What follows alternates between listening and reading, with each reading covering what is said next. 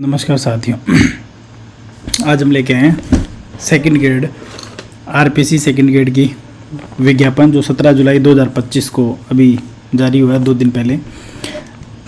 इसमें देखेंगे आज की वीडियो में हम कि किन किन विषयों में कितनी सीटें हैं और इसके लिए क्या रूल रेगुलेशन है।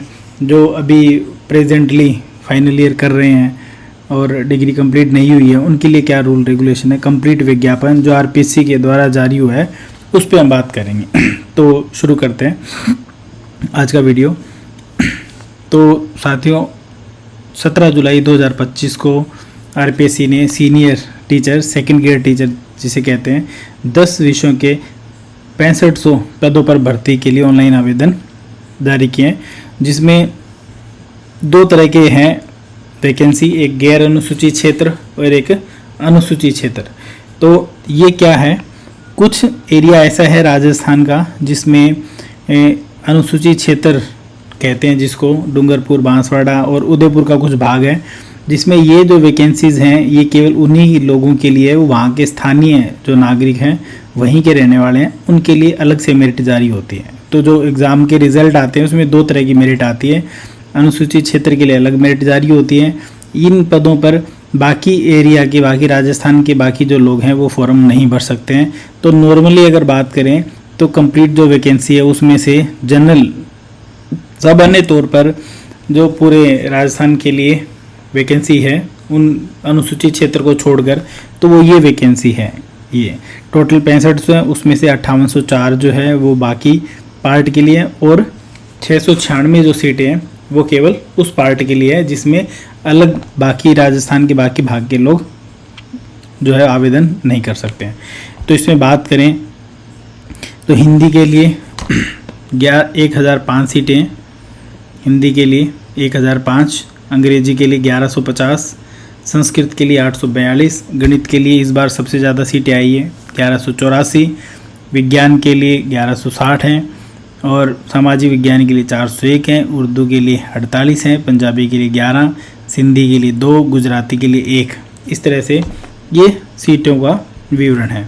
आगे हम इसमें बात करेंगे कि कहाँ कैसे कैसे हम इसमें क्या क्या नियम है इसके, जो हमें ध्यान रखने वाली बातें हैं इसके लिए, उस पर हम बात कर लेते हैं।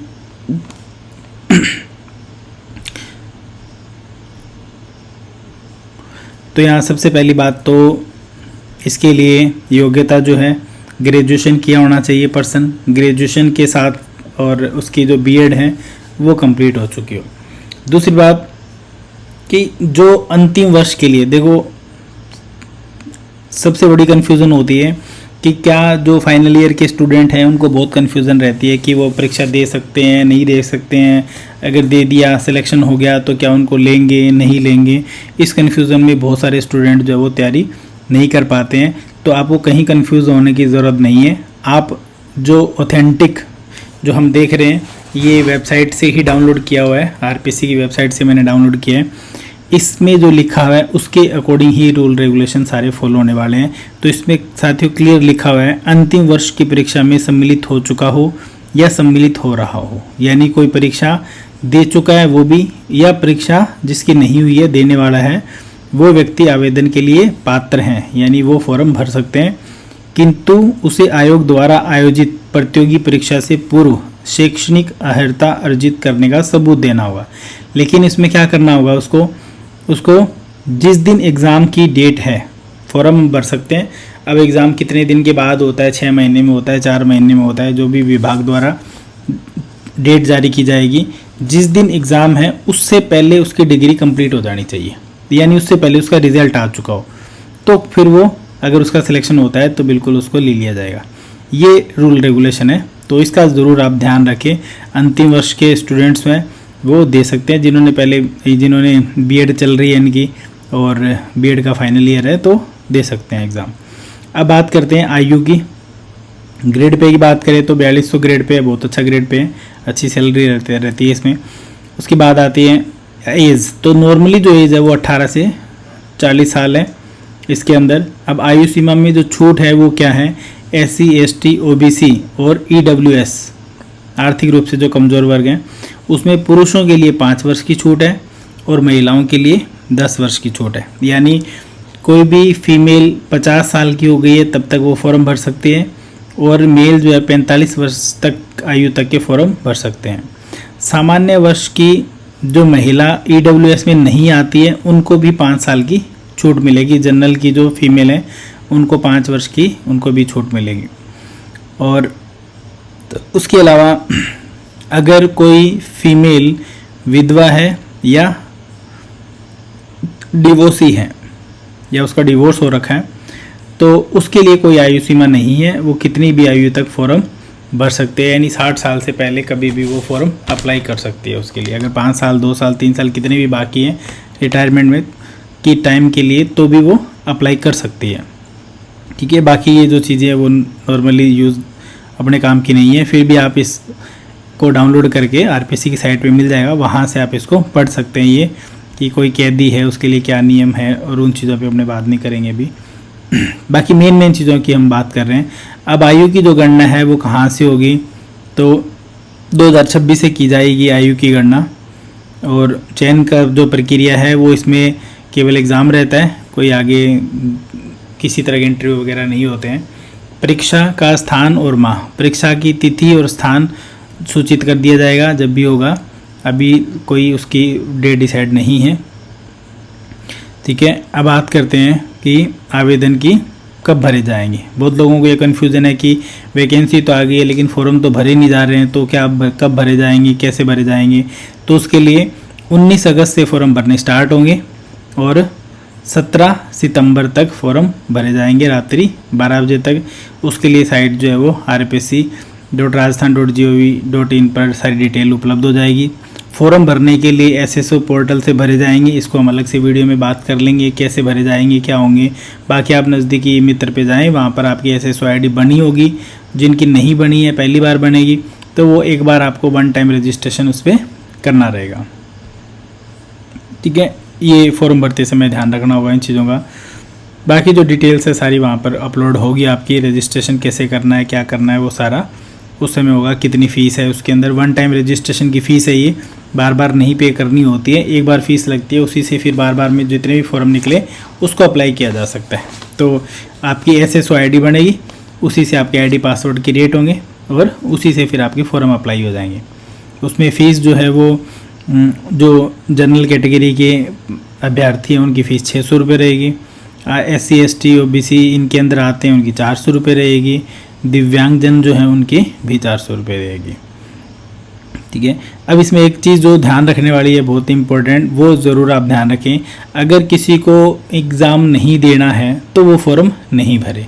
ये नहीं कि चलो भर देते हैं बाद में देखेंगे, एग्ज़ाम देना होगा तो दे देंगे, देख लेंगे, थोड़ा बहुत कर लेंगे, उस तरीके से आप फॉर्म ना भरें। क्योंकि देखिए क्लियर गाइडलाइन के अंदर लिखी हुई एक बात कि एक वित्तीय वर्ष में 1 अप्रैल से 31 मार्च काउंट होगा।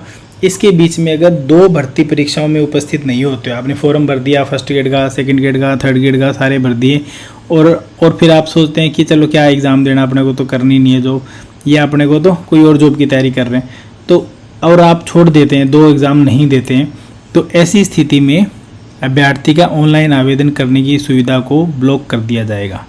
तो आपकी जो SSO ID है वहाँ से आप फॉर्म नहीं भर सकोगे, खुलेगी वो, बट उसमें फॉर्म अप्लाई ऑप्शन बंद हो जाएगा, तो आपको आगे दिक्कत हो जाएगी।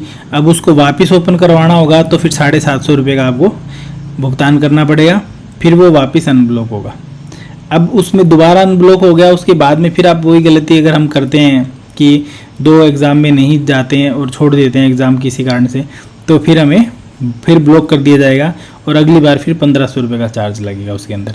इसलिए सबसे बढ़िया यही है कि हमें जनरली पता रहता है कि हमें किस एग्ज़ाम की तैयारी करनी है। अगर आप तैयारी कर रहे हैं तो आप फॉर्म ज़रूर भरें, और अगर आप तैयारी नहीं कर रहे हैं या एग्ज़ाम नहीं देना है तो केवल फॉर्म भरने के लिए फॉर्म ना भरें। ठीक है, बाकी सब इसमें डिटेल्स हैं सिलेबस के बारे में, इसके लिए हम अलग से एक डिटेल वीडियो बनाएंगे, तो आप इस चैनल को सब्सक्राइब कर लें। ये प्रॉपर जो रोज़गार इन्फॉर्मेशन के लिए ही चैनल बनाया गया है, इस पे सारी डिटेल आपको टाइम पे मिलती रहेगी जैसे ही जारी होगी विभाग द्वारा, और इस पे अपडेट कर दी जाएगी। तो फर्स्ट पेपर जो है वो 200 नंबर का रहेगा, अलग से और वीडियो बनाएंगे हम इस पर। इसमें 2 घंटे का पेपर होगा, 100 क्वेश्चन होंगे, और इसमें geographical, historical, cultural, general knowledge of Rajasthan ये आएंगे, करंट अफेयर्स आएंगे राजस्थान के, general knowledge of the world and India का आएगा और एजुकेशनल साइकोलॉजी आएगी। नेगेटिव मार्किंग रहेगी, बिल्कुल 1/3 नेगेटिव मार्किंग रहेगी और मिनिमम जो क्वालिफाइंग क्राइटेरिया है वो 40% है। 40% से कम मार्क्स अगर फर्स्ट पेपर में आते हैं और सेकंड पेपर में आपके कितने भी मार्क्स आ जाए, लेकिन जो एग्ज़ाम है वो क्वालिफाई नहीं होगा। और SC/ST कैंडिडेट्स के लिए 5% की इसमें छूट दी गई है, तो उनके लिए क्वालिफाइंग जो क्राइटेरिया है वो 35% रखा गया है। सेकंड पेपर जो है वो 300 नंबर का होगा, 2.5 घंटे का पेपर होगा, 150 क्वेश्चन होगा। सेम उसमें अलग से 40% मार्क्स लाना ज़रूरी है। अब एक चीज़ है इसमें ध्यान रखने वाली बात ये है, बहुत बार ये कन्फ्यूज़न होती है कि दोनों मिला के 40% है क्या, नहीं, दोनों अलग अलग 40% आने चाहिए। अगर आपके इसमें 80% आ गए सेकंड पेपर में और मेरिट 70% गई है तो आपका सिलेक्शन नहीं होगा, अगर इसमें 40% नहीं है तो GK भी जो फर्स्ट पेपर है वो भी कवर होना पूरा ज़रूरी है। अगर उसमें मिनिमम स्कोर जो है वो नहीं किया तो सेकंड पेपर में चाहे कितने भी अच्छे मार्क्स आ जाए क्वालिफाई नहीं माना जाएगा।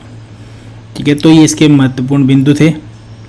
बाकी आप इसको डाउनलोड करके पूरा पढ़ सकते हैं। इसकी जो डिटेल्स है अलग अलग पार्ट्स में वो और चैनल पे अपलोड कर दी जाएगी, तो जिन्होंने नहीं सब्सक्राइब किया सब्सक्राइब कर लें और बेल आइकन दबा दें ताकि आपको टाइम पे नोटिफिकेशन, डिटेल्स और जैसे ही फॉर्म भरने स्टार्ट होंगे तो इसमें SSID कैसे बनाते हैं, कैसे उस पर अपलोड करते हैं, कैसे फॉर्म भरते हैं, वो सारी डिटेल भी आपको मिल जाएगी। ओके साथियों, धन्यवाद।